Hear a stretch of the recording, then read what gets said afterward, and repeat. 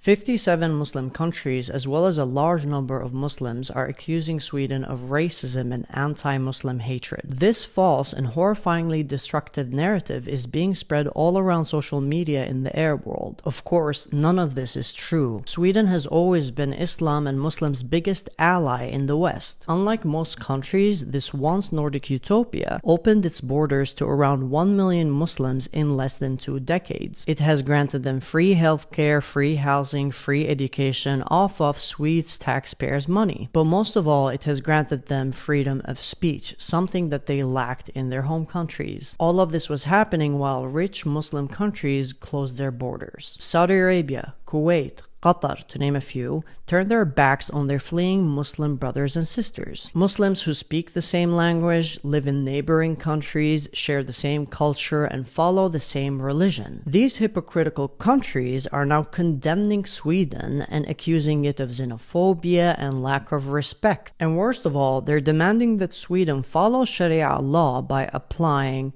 blasphemy laws. These countries base and derive their constitutions from the 7th century, and apparently now Sweden has to do the same thing. We're talking about the same countries that murder atheists and LGBTQ people, that force little girls to be objectified and sexualized, that lynch and prison bloggers who promote liberalism, and that kill journalists for reporting the truth or criticizing their regimes. Yeah, these countries are trying to dictate Swedish law. They're lecturing Sweden about democracy and freedom of speech, and sadly, some Swedes are succumbing to this madness. Mind you, this arises in the light of Sweden being Islam's biggest defender. This is the thank you that Sweden gets for being so respectful and mindful towards Islamic culture, for wearing their attire when they're visiting their regimes, for welcoming 1 million Muslims into their homes, notwithstanding astronomical cultural differences, for having a prime minister that said that he would never criticize Islam and that he has the highest respect for that religion, for building mosque after mosque after mosque.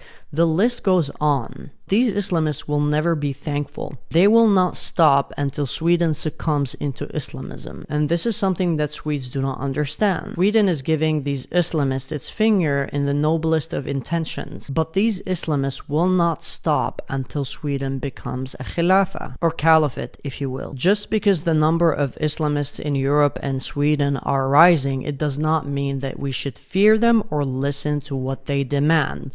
Quite the opposite. The more that they push, the more that we should hold on to these values that make Sweden the great country that it is. After all, these Islamists are not happy with the regimes and the constitutions and the societies that they have created by the hands of Islam. Otherwise, they would not be moving to Europe and Sweden. My name is Luay Ahmed, and you can find me on X and TikTok. Thank you for tuning in.